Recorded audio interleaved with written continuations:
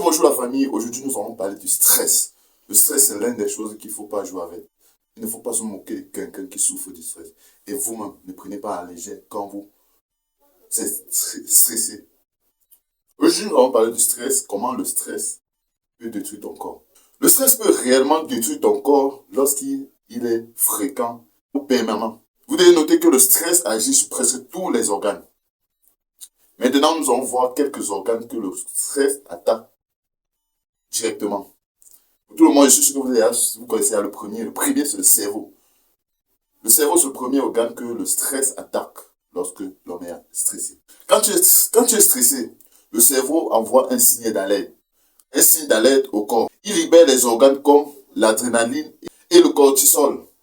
Donc, voilà les deux organes quand vous êtes stressé. Donc, quand vous êtes stressé, d'abord le cerveau envoie un alerte au corps que ça ne va pas. Et dès qu'il envoie une alerte, il libère des hormones comme l'adrénaline et le cortisol. Et ces deux organes préparent le corps à réagir rapidement. Premièrement, d'abord, le cœur bat plus vite. La respiration augmente. Les muscles sont contractés ou les muscles se contractent. Deuxième organe, quand vous êtes stressé, c'est le cœur. Quand vous êtes stressé, l'organe qui souffre, c'est le cœur. Quand tu es stressé souvent, il y a d'abord ce qui arrive très vite, la pression. La pression du sang augmente. Le cœur travaille trop. Les vaisseaux sanguins se fatiguent. Puisque le sang va très vite, ça fait que les vaisseaux sanguins se fatiguent. Avec le temps, cela peut provoquer hypertension, maladie du cœur, parfois un accident vasculaire cérébral.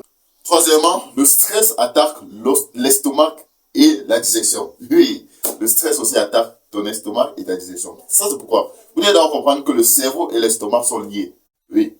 Dès aujourd'hui, vous devez connaître que le cerveau, votre cerveau et votre estomac sont liés. Oui. Maintenant, quand tu es stressé, qu'est-ce qui se passe dans ton estomac? Premièrement, d'abord, l'estomac produit plus d'acide. La digestion devient difficile. Et tu peux avoir des douleurs ou des brûlures. Donc voilà ça. Quand tu es stressé, ton estomac produit beaucoup d'acide. Et ce qui est très dangereux. Quand il produit beaucoup d'acide, ça va brûler tes estomacs.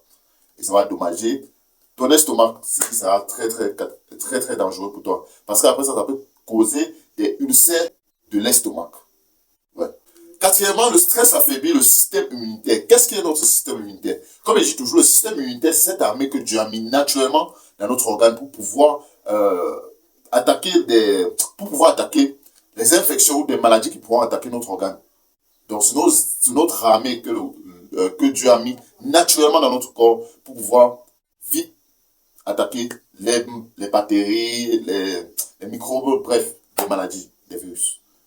Mais maintenant, quand vous êtes stressé, sachez aussi que le stress peut fatiguer le système immunitaire. Ça veut dire que votre armée serait fatiguée ou découragée. Ça, c'est pourquoi. Ça, c'est d'abord parce que les défenses du corps diminuent.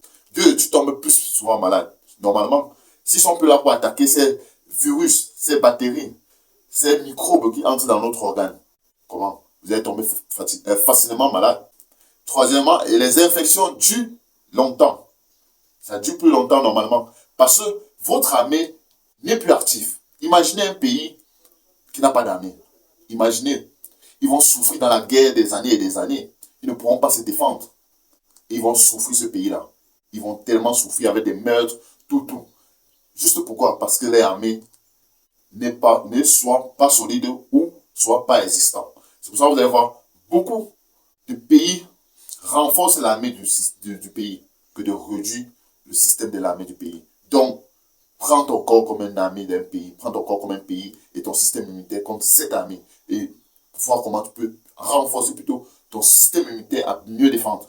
Premièrement, d'abord, limite le stress. Ne sois pas tellement stressé. Par exemple, quand tu es stressé, ça diminue l'efficacité de ton système immunitaire. Donc, fais attention. Cinquièmement, le stress change ton comportement. Ouais, quand tu es stressé, est-ce que tu peux être, comment on dit? En fait, tout le monde connaît quand il est stressé. Pour quelqu'un qui est posé, quand il est stressé, il n'est plus tellement posé. C'est normal. Beaucoup de personnes stressées dorment mal. Ouais. Beaucoup de personnes qui sont stressées d'abord, ils dorment tellement mal. Beaucoup de personnes qui sont aussi stressées mangent souvent plus ou moins. Ouais. Beaucoup de gens qui sont stressés souvent mangent plus ou moins. Ils deviennent irritables. Beaucoup de personnes qui sont stressées deviennent aussi irritables. Et comme j'étais en train de dire, beaucoup de personnes qui sont stressées ont du mal à se concentrer. Quand tu es stressé, c'est plus facile de te concentrer. Donc, limite le stress. On s'en tu parles un examen, on te dit bien, ne sois pas stressé. Parce que si tu es stressé, tout ce que tu as appris à la veille va disparaître. Parce que tu n'es pas posé. Et avec le temps, cela peut causer, j'ai la dépression. Quand quelqu'un te dit que j'ai la dépression, sache qu'il a du stress. Et quand il a du stress, c'est vraiment difficile pour lui de se concentrer. Et si vous avez la dépression, vraiment, je ne souhaite à personne parce que vous ne pouvez pas vraiment faire quelque chose de vous-même qui est efficace. Pourquoi? Parce que d'abord, vous manquez de concentration. Imaginez si vous manquez de concentration, vous pouvez faire quoi vraiment?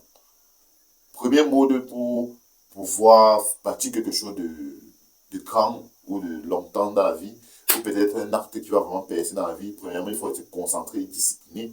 Imaginez si vous êtes plus concentré ou discipliné. Est-ce que vous pourrez réaliser ce que vous voulez réaliser? Je ne pense pas. Alors maintenant, nous passons au dernier point qui est le sixième. Le sixième est le stress peut aussi changer ton corps. Ouais, le stress peut aussi changer ton corps. Il a dit ici que le cinquième était que le stress change de comportement. Et sur ces comportements-là, j'ai parlé de quoi? Que le stress va te pousser à manger plus ou moins. Donc, vous allez voir ici, quand le stress change ton corps, soit tu vas prendre du poids, soit tu vas maigrir. Et quand tu prends du poids, il y a un quoi qui est aussi très dangereux. C'est que ça va augmenter. Par exemple, si tu prends du poids, ça va augmenter la graisse autour de ton ventre. C'est-à-dire accumulation de graisse au ventre. Si tu ne dors pas normalement, tu as une fatigue, c'est-à-dire une fatigue permanente. J'ai dit ici, quand il change ton comportement, ici on a vu que tu dors mal. Au cinquième point, on a dit que tu dors mal. Et si tu dors mal, maintenant ça va changer ton corps comment? Tu as une fatigue permanente. Imaginez quelqu'un qui a une fatigue permanente. Normalement, il ne peut rien réaliser de concret.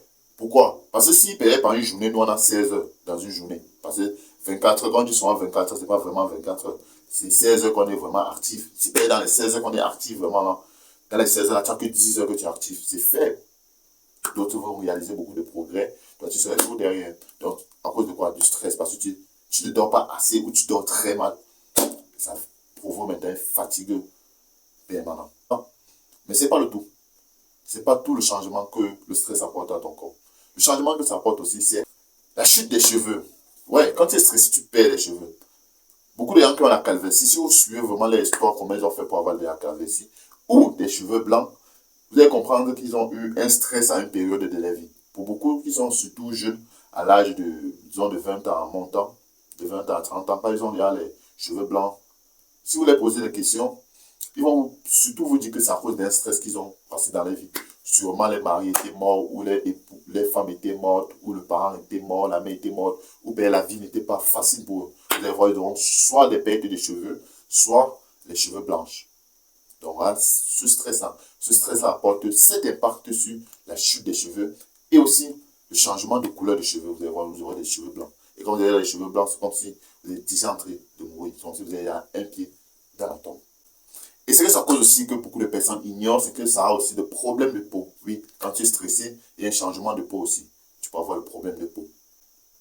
Bon, en conclusion, maintenant, ici, c'était pour dire que quoi? C'était pour dire que ne pensez pas surtout que le stress est uniquement dans la tête. Non, le stress n'est pas seulement dans notre cerveau, dans notre tête. Nous avons vu ici que le stress attaque beaucoup d'organes ici. Nous avons parlé de l'organe premièrement du cerveau, du cœur, de l'estomac, la peau. N'oubliez pas que la peau, c'est aussi un organe. Et nous avons parlé du sommeil. Donc, voilà les organes que le stress peut attaquer. Et ces organes-là sont très efficaces pour notre santé. Si votre cerveau ne fonctionne plus bien, vous ne pouvez plus réaliser vraiment certaines choses. Imaginez alors si votre cœur ne bat plus comme il doit battre. Il y a un danger. Vous pouvez avoir de l'hypertension. Si votre estomac ne fonctionne plus, vraiment, vous aurez des ulcères de l'estomac. À cause de quoi? Du stress. Et à la fin, si vous n'avez pas un bon sommeil, vous serez fatigué. Vous aurez une fatigue permanente, c'est-à-dire une fatigue régulière. Merci beaucoup, nous sommes arrivés à la fin de cette vidéo qui était juste en train de vous dire, de vous parler du stress et comment le stress peut détruire vos organes ou votre corps. J'espère que cette vidéo vous a plu. Si ça vous a plu, laissez-moi en commentaire ce que vous en pensez de la vidéo. Et si un jour vous avez eu le stress dans votre vie, s'il vous plaît, expliquez-moi mot par mot comment vous avez pu vécu cette étape de votre vie là et l'impact que ça a apporté dans votre vie. Je serai ravi de vous lire. On partage les messages ici pour aider la communauté à s'agrandir. J'ai envie d'être ton histoire pour agrandir aussi ma vie. C'était Tiawate, prenez votre santé à main, car la santé n'a pas de prix. Si tu ne prends pas du temps pour ta santé aujourd'hui, tu prendras du temps pour ta maladie demain. À toi de faire le bon choix.